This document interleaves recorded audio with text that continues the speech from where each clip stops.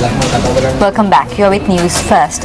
In its daily edition today, the Maubima newspaper made a startling revelation. That's right, Arundhati. The newspaper revealed information regarding a discussion said to have taken place between Karu Jayasuriya and then President Chandrika Bandaranaike Kumaratunga in order to obtain the prime ministerial portfolio by toppling the government of Ranil Wickremesinghe in 2003.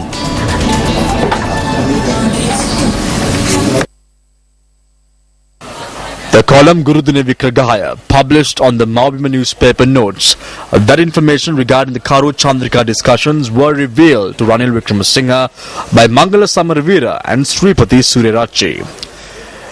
Quote, during the 2007 decisive budgetary debate, Karu Jayasuriya, who crossed over to the government and obtained a ministerial portfolio, had said that he and his faction was promised billions of rupees by Nyanakon, a LTT businessman, to cross over to the UNP and defeat the then budget. That National Party, which was taken by surprise by such baseless allegation, questioned Karu as to how many billions he received to cross over to the government with 15 other UNP parliamentarians. During this period, Mangala Samaravira and Sripati Surerachi had told Wickremesinghe that contents of the discussion between Chandrika and Karu in 2003 to topple the Ranil Wickremesinghe government will be revealed and steps will be taken to unmask him. They were of the view that Karu Jayasuriya was attempting to prevent the UNP MPs who crossed over with him from coming back to the UNP. They revealed this to the media. According to the revelation made by them, Karu Jayasuriya was unable to take oaths before then President Chandrika Kumaratunga the day in which he was invited to take up the post of Prime Minister due to a trap set by Ranil Wickremesinghe. However, in 2004, after suffering defeat at the general elections, the group headed by Karu emerged as a powerful force and demanded Ranil Wickremesinghe's resignation. Yet, Ranil did not heed these demands. After suffering yet another defeat at the 2005 presidential election, the Karu faction made preparations to send Ranil home. Ranil clinged onto the party's Politburo, which was his only resort. Ranil Wickremesinghe formed the party's Politburo and appointed Karu Jayasuriya as the chairman of that board and stayed away from obtaining membership. Now this is similar to the recent formation of the Leadership Council. End of quote.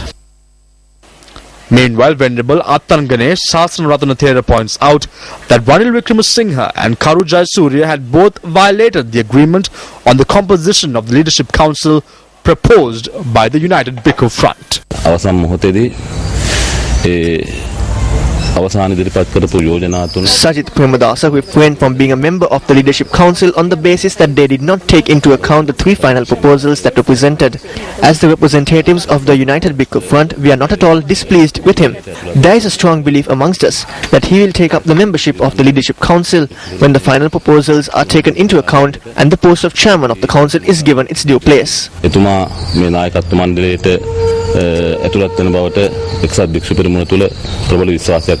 We feel that we should have an effective opposition in this country. So I think the main problem there is the big issue is being raised is the leadership in the UNP. So with the present leader, I think a lot of people are expecting him to take a stand in the larger national interests of this country. When you become the national leader, you got a promotion instead of giving up what people are demanding for. So what you need is him to realize the gravity of this situation. I mean, this has been focused on so many times over the last so many years. But if we must have an effective opposition, and I don't think this present method of trying to solve the problem is going to have much hope. It has created more conflicts than what it has been in the past.